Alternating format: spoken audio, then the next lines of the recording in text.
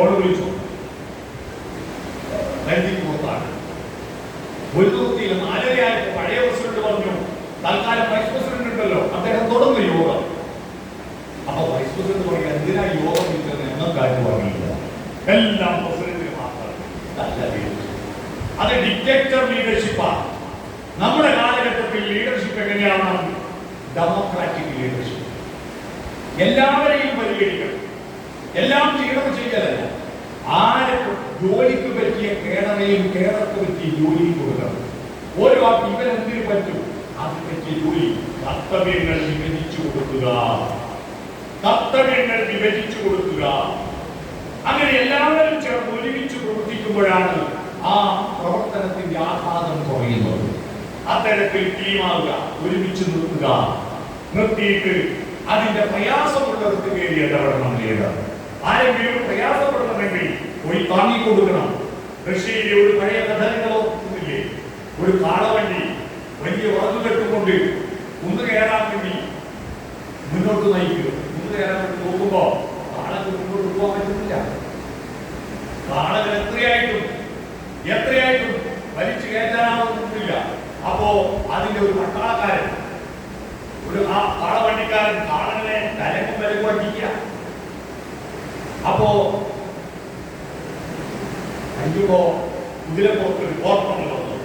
പോർട്ടറിൽ ചോദിച്ചു, ഹേ ഈ കാള ഒറ്റക്ക് കഴിയുന്നില്ല, നിങ്ങൾ ഇറങ്ങിയിട്ടൊന്ന് തള്ളിക്കൊടുത്താൽ കാള മുന്നോട്ട് പോയില്ലേ? അപ്പോൾ ഞാൻ ആരെന്നറിയോ, ഞാൻ മിലിറ്ററി ഉദ്യോഗസ്ഥനാണ്, ഞാനങ്ങനെ തള്ളേണ്ട ആളല്ല. അപ്പൊ പോർട്ടറിൽ എന്ത് ചെയ്യും, എന്നാ പിന്നെ നിങ്ങൾ കാളയെ ചോദിച്ചു ഞാൻ തള്ളിത്തരാം. ഈ കുതിരപ്പുറത്തിറങ്ങിയാല് തള്ളി. അതിനിടയിൽ ഇയാൾ പറയുന്നുണ്ട്, ഇന്ന് എന്റെ മേജർ ജനറൽ ഒരു മീറ്റിംഗ് വിളിച്ചിട്ടുണ്ട്, ആ മീറ്റിംഗിൽ എത്തുമ്പോഴേക്കും ഈ കാളയെ കൊണ്ട് എനിക്ക് അവിടെ എത്തണം. മേജർ ജനറലിന്റെ യോഗത്തിൽ വൈകാൻ പാടില്ല എന്ന് പറഞ്ഞിട്ട് ആണ് ഇദ്ദേഹം കാളകത്ത് വെച്ച് പോകുന്നത്. ആ കുതിരപ്പുറത്ത് വന്നാല് വണ്ടി തള്ളിക്കൊടുത്തു, വണ്ടി മുതു കയറി അവർ പോയി. അയാള് കൃത്യസമയത്ത് യോഗത്തിനെത്തി. യോഗത്തിന് പോയി ഇരുന്നപ്പോ ആണ് മേജർ ജനറൽ കയറി വരുമ്പോഴാണ് ഇയാൾ എത്തിപ്പോയത്. ആ കുതിരപ്പുറത്ത് വന്ന് വണ്ടി തള്ളി തന്നായിരുന്നു ഇവർ വിളിച്ചത്. കൂടെ നിന്ന് സഹായിക്കണം, അല്ലാതെ ആഹ്വാനം ചെയ്തു പോക്കല്ല ലീഡർഷിപ്പ്. കൂടെ നിന്ന് സഹായിക്കുന്നത്, അതാണ് ലീഡർഷിപ്പ്.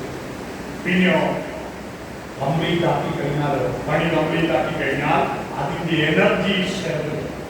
ഒരു ദൗത്യം വിജയിച്ചു കഴിഞ്ഞാൽ അതെല്ലാം എന്റെ കഴിവാണ് എന്ന മട്ടിലല്ല, എല്ലാവരും ചേർന്നിട്ടാണ് അത് ആഘോഷിക്കണം. ഫിനിഷിംഗ് ആണ്. നമ്മൾ ഏത് പ്രവൃത്തിയും ചെയ്യുമ്പോൾ അത് കംപ്ലീറ്റ് ആക്കി കഴിഞ്ഞാൽ കിട്ടുന്ന ഒരു ആനന്ദമുണ്ട്. ഈ ആനന്ദം ഷെയർ ചെയ്താൽ അടുത്ത പണി ഏറ്റെടുക്കാൻ ഒരു ഊർജ്ജം കിട്ടും. പണി കഴിഞ്ഞിട്ട് നമ്മൾ വിവാഹ വീടുകളിലെല്ലാം കഴിഞ്ഞിട്ട് നന്നായി പണിയെടുത്ത് അധ്വാനിച്ച് ഭക്ഷണം വിളമ്പിയ ഭക്ഷണം പാചകത്തിലെല്ലാം 2 ദിവസം കഴിഞ്ഞിട്ട് ഒരു പാർട്ടി കൊടുക്കുന്നതിന് ആ പാർട്ടി അടുത്ത വിവാഹ വീട്ടിൽ പോകാൻ ഇവരെ പ്രേരിപ്പിക്കുന്നത്. ഈ കൂടെ നിന്നവർക്ക് ഒരു പാർട്ടി കൊടുക്കുകയും ഒരു സ്വീകരണം കൊടുക്കുകയും ഒരു ഗോൾ അടിച്ചാൽ കളിക്കാർ ഓടി വന്നിട്ട് കൈകൊണ്ട് അടിയില്ലേ, അതൊരു എനർജിയാണ്. അത് ലീഡർഷിപ്പിന്റെ ഒരു ക്വാളിറ്റിയാണ്. തന്റെ വിജയത്തിന്റെ ആ ഒരു ആനന്ദം മറ്റുള്ളവർക്ക് ഷെയർ ചെയ്യും. ഫിനിഷിംഗ് ഒരു വീടിന് അസ്ഥിവാരവും തറയും ചുമരും എല്ലാം കോൺക്രീറ്റും എല്ലാം അല്ല, അതിലേറ്റവും പ്രധാനപ്പെട്ട പണി അവസാനത്തെ തേപ്പ് പണിയും പെയിന്റടിക്കുക. ആ പെയിന്റടിയും തേപ്പില്ല, ബാക്കിയെല്ലാം പണിയുണ്ട്. അവസാനത്തെ പണി ചെയ്തിട്ടില്ലെങ്കിൽ വീടിന് സൗന്ദര്യം ഉണ്ടാവോ? നിങ്ങളൊരു ദൗത്യം ഏറ്റെടുത്ത് കഴിഞ്ഞാൽ അതിന്റെ ഫിനിഷിംഗ് മാത്രം പ്രധാനമാണ്. ആ ഫിനിഷിംഗ് ചെയ്യണം ലീഡർ. അത്തരത്തിൽ നല്ല ലീഡർഷിപ്പായി മുന്നോട്ട് പോകാൻ എന്റെ ശരീരത്തെ മുന്നോട്ട് നയിക്കുന്ന എന്റെ മനസ്സാണ് ലീഡർ എന്ന ബോധത്തോടു കൂടി മുന്നോട്ട് പോകാൻ പ്രിയപ്പെട്ട യുവാക്കളെ നിങ്ങൾക്ക് കഴിയും. പക്ഷെ നിങ്ങളെല്ലാം ഇപ്പോ ഉപഭോഗ സംസ്കാരം തെറ്റിദ്ധരിപ്പിച്ചിരിക്കുന്നു. നിങ്ങൾ എന്തെല്ലോ ആയി പോകുന്നു. ഇല്ലൂമിനാറ്റി എന്താ ഇല്ലൂമിനാറ്റി അറിയോ? പാട്ടുപാടി കൂടും. ഇല്ലൂമിനാറ്റി എന്ന് പറയുന്നത് ഒരു സൈബർ ക്ലബ്ബാണ്, ഭൂതക ക്ലബ്ബാണ്. പണ്ട് നന്മയ്ക്ക് വേണ്ടി ഉണ്ടാക്കിയ ക്ലബ്ബായിരുന്നു ഇല്ലൂമിനാറ്റി. ഇപ്പോ ഒന്നും ചെയ്യാതിരിക്കൂ.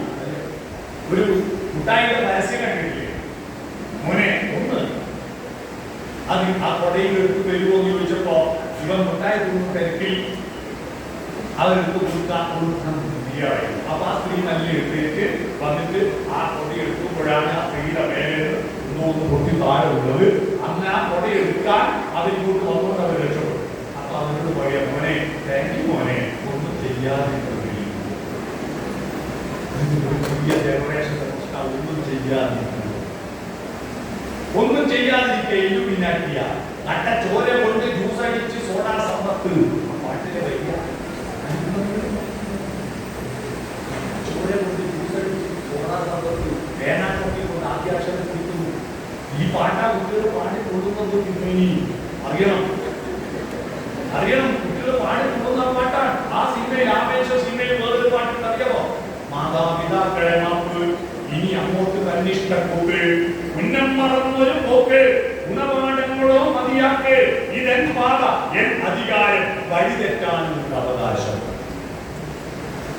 വഴി നടക്കാനുള്ള അവകാശത്തിന് വേണ്ടി സമരം ചെയ്യുന്ന നാടാണ് ഇപ്പോ വഴി തെറ്റാനുള്ള അവകാശം. തനിനിറവട് തനിയെ നടന്ന് കാട്ടുതോന്യാസം അവർക്ക് ജീവിതത്തിൽ എവിടെ നിന്നെത്തി എന്നറിയില്ല, ഏതാണ് ലക്ഷ്യമെന്നറിയില്ല. ഇങ്ങനെ പോകുന്നു ആ കുട്ടികളെ. എവിടെ നിന്നു വന്നു ഞാൻ എന്നറിയാം, എവിടെ പോന്നു ഞാൻ എന്നറിയണമെങ്കിൽ ഈ തിരുമേനിമാർ, നമ്മുടെ നായകന്മാർ, നമ്മുടെ പ്രവാചകന്മാർ, നമ്മുടെ തത്വശാസ്ത്രങ്ങളാകുന്ന വിളക്കുമരമേ വെളിച്ചമുണ്ടോ?